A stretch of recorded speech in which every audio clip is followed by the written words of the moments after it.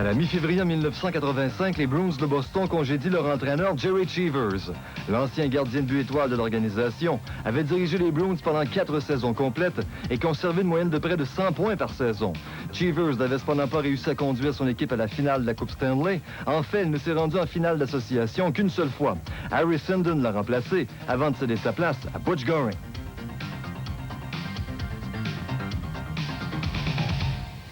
Et dans la Ligue junior majeure du Québec ce soir, 2 matchs à l'affiche. Tout d'abord, à Drummondville, Marc-Olivier Roy a compté en prolongation pour donner une victoire de 5-4 aux Voltigeurs sur les Foreurs de Val-d'Or. Les Voltigeurs comblent leurs 2000 partisans au centre Marcel Dionne en marquant 2 buts, dont celui d'Étienne Drapeau, un protégé des Canadiens. Mais les Foreurs ne se laissent pas abattre et Lee Cousineau, sur une passe de Daniel Bienvenu, donne le ton à une poussée de 3 buts.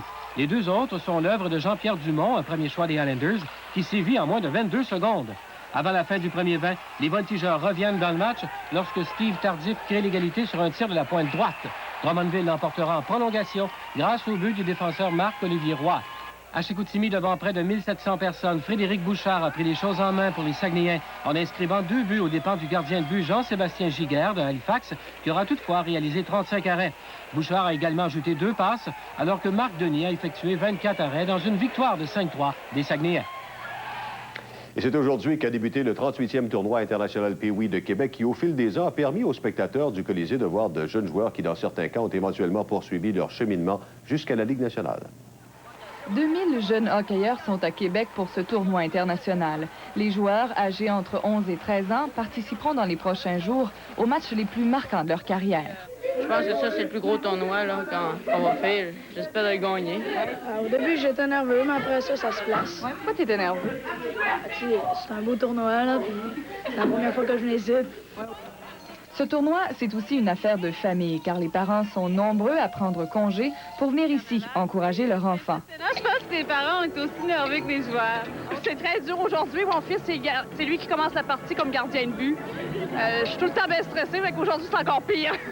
1500 bénévoles travaillent à ce prestigieux tournoi. Ils sont partout, à l'administration, derrière les buts ou encore à l'accueil. Jocelyn Tremblay fait aussi partie de l'imposante équipe de bénévoles. Il hébergera pendant les 12 prochains jours Sean et Mike, 2 joueurs des Canucks de Vancouver. Il accueille ainsi des jeunes depuis maintenant 21 ans. J'étais avec mes parents avant de me marier, et puis après ça, j'ai continué. Oui, évidemment, c'est les sourires à l'arrivée et c'est les larmes au départ. Ça, on est habitué avec les années. Et ça fait partie du système. Quelques hockeyeurs qui sont maintenant dans la Ligue nationale ont déjà participé à ce tournoi international. On peut penser entre autres à Patrick Roy qui a joué ici en 1977 et 1978. Et si on remonte encore plus loin, au début des années 60, Guy Lafleur a chaussé également ses patins à l'âge de 12 ans ici. Et je me souviens que quand Guy Lafleur lançait de la ligne bleue, les petits gardiens de but, entre autres, ils se cachaient presque dans les buts parce qu'il y avait un bon lancer à ce moment-là. On dit que la qualité de jeu s'est grandement améliorée depuis 38 ans, mais ce que les partisans remarquent le plus, c'est que les jeunes jouent avec leur cœur et leur âme dans l'espoir de repartir à la maison avec la victoire. Karine Champagne, TVA, Québec. Au baseball, Albert Bell, qui a admis hier avoir dépensé quelques 40 000 $ en paris sportifs, devra maintenant surveiller de plus près la façon dont il dispose de ses billets verts, puisqu'il devrait sous peu être mis en probation par les autorités du baseball majeur pour une période d'1 an. Le plus riche de tous les joueurs de balle prétend ne jamais avoir parié sur l'issue de parties de baseball et les dirigeants de ce sport semblent en être persuadés. Une telle incartade aurait valu à Bell une suspension d'1 an. Et s'il avait gagé sur des matchs impliquant sa propre équipe, sa carrière aurait connu une fin abrupte. Mis sous contrat par les White Sox pour la modique somme de 55 millions, Bell prétend avoir parié sur des matchs de football, de basketball collégial ainsi que sur du golf. Les Indiens avec qui Bell évoluait l'année dernière ont été mis au courant par le directeur de la sécurité en mars 1996 que leur cogneur pouvait être impliqué dans une telle histoire et ils savaient qu'une enquête avait lieu. Les Indiens ont d'autre part ouvert leur camp d'entraînement aujourd'hui, tout comme les Red Sox et les Pirates. 12 autres équipes emboîteront le pas demain. Dennis Martinez, qui s'alignait avec Cleveland en 1996, a quant à lui, comme nous l'apprenions tard hier soir, été invité au camp des Expos qui débute la semaine prochaine. Le lanceur de 42 ans a reçu l'invitation après que les Marlins eurent jugé que son coude n'avait que 50% des chances de guérir. Au golf, les organisateurs de l'Omnium canadien qui aura lieu au Club Royal Montréal au début de septembre ont confirmé aujourd'hui que Greg Norman participera à ce tournoi pour la première fois depuis sa victoire en 1992. Et d'autre part, à Melbourne, l'Australien Lucas Parsons a égalé le record du parcours en ramenant aujourd'hui une carte de 64 lors de la première ronde du Masters d'Australie. Tiger Woods a joué un respectable 68, mais se retrouve quand même au 5e rang. Quelques 10 000 personnes étaient massées le long du parcours de Melbourne, mais on a aperçu un Tiger Woods malgré ses excellents coups de départ qui paraissaient épuisés des suites de son séjour en Thaïlande. Lucas Parsons a perdu sa carte de la PGA l'an dernier, mais en cette première ronde, il a égalé le record du parcours établi par Bernard Langer et l'Australien Mike Clayton. Il a réussi 7 birdies et s'est permis le meilleur coup de la journée, un aigle, à son deuxième coup au trou numéro 13. Woods est à la recherche de 5e victoire en 14 tournois professionnels, malgré quelques bons coups roulés, dont ce dernier, d'une dizaine de pieds, doit se contenter d'un 68 à 4 coups du meneur. Larry Mize fait aussi partie de ce groupe qui ont obtenu un 68 lors de cette première ronde. Les Canadiens Mike Weir et Rick Gibson ont connu une bonne journée terminant la ronde à 67, 6 sur la normale. Gibson qui réussit tout un coup pour se retrouver à 3 coups du meneur.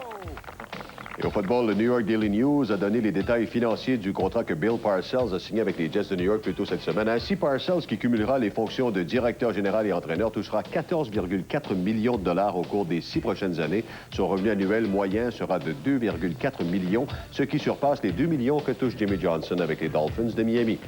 Et les Raiders d'Oakland sont sur le point de mettre le quart Jeff George sous contrat. George aurait donné son aval à une entente de 5 ans qui lui rapportera 25 millions de dollars. On se souvient que George avait été suspendu et ensuite congédié par les Falcons d'Atlanta après une prise de bec avec l'entraîneur June Jones lors d'un match la saison dernière. Et à son arrivée à Oakland devrait signifier le départ de Jeff Hostetler, le quart partant des Raiders, au cours des 4 dernières années.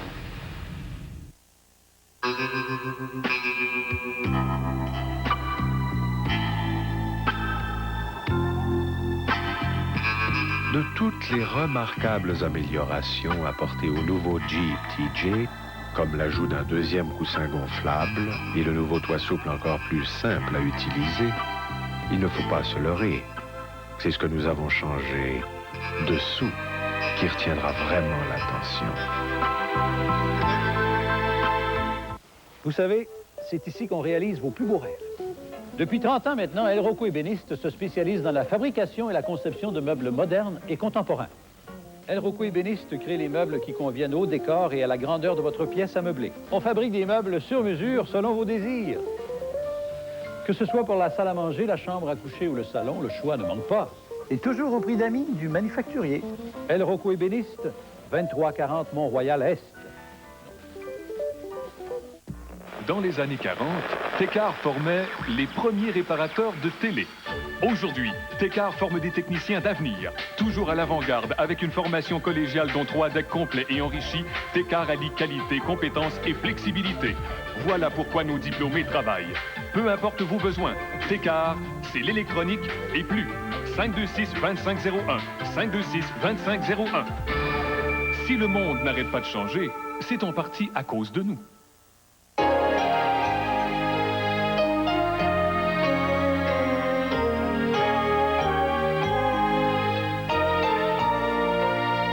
Frisson 1997, ce dimanche 18h30 à TVA. Les conditions de ski, une présentation de Pontiac.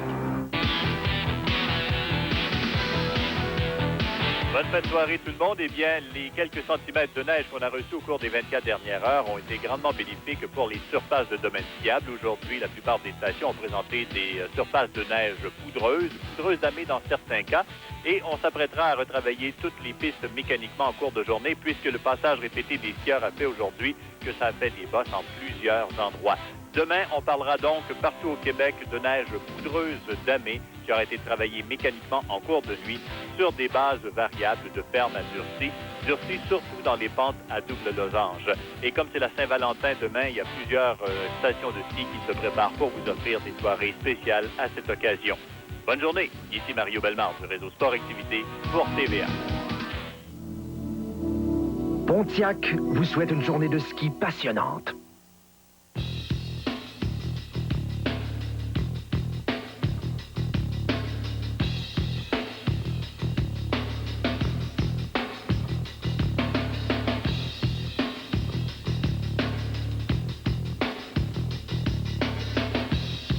championnat du monde de ski alpin à Sestrières en Italie, la descente féminine du combiné a été annulée aujourd'hui à cause des vents qui soufflaient trop fort. Toutefois, un peu plus tôt dans la journée, on a tenu le slalom féminin. Comptant pour le combiné, c'est l'Italienne Morena Galizio qui a inscrit le meilleur temps, terminant avec près d'1 seconde d'avance sur la Suissesse Marlies Oster. L'Allemande Hildegard a pris la 3e place, alors que la Montréalaise Marie-Joëlle Clément n'a pas complété la 2e manche après avoir terminé 14e dans la première. Et en course automobile, l'ex-champion du monde, le Français Alain Prost, va prendre la tête de l'écurie Ligier, qui sera désormais connue comme l'équipe Prost Grand Prix. Déjà lors de la première épreuve du championnat du monde de 97 en Australie le 9 mars, la voiture du Français Olivier Panis, champion de Monaco l'an dernier, portera le nom du quadruple champion du monde. Alors voilà, c'est tout. On se retrouve demain soir, même heure, même poste. Au revoir, à demain.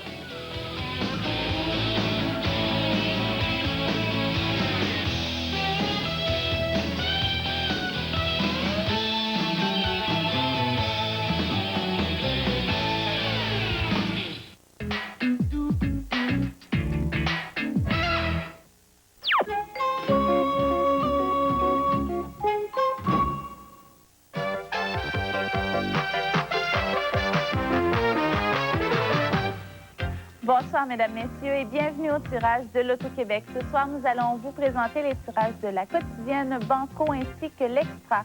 Alors, nous commençons tout d'abord avec la quotidienne à 3 chiffres pour 450 fois votre mise. Vous apercevez nos 3 premiers bouliers. Ils contiennent les boules numérotées de 0 à 9. Et ces boules sont présentement mélangées pour le temps minimum de brassage requis.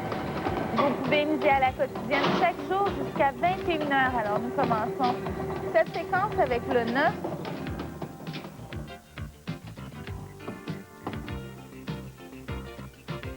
On poursuit avec le 6.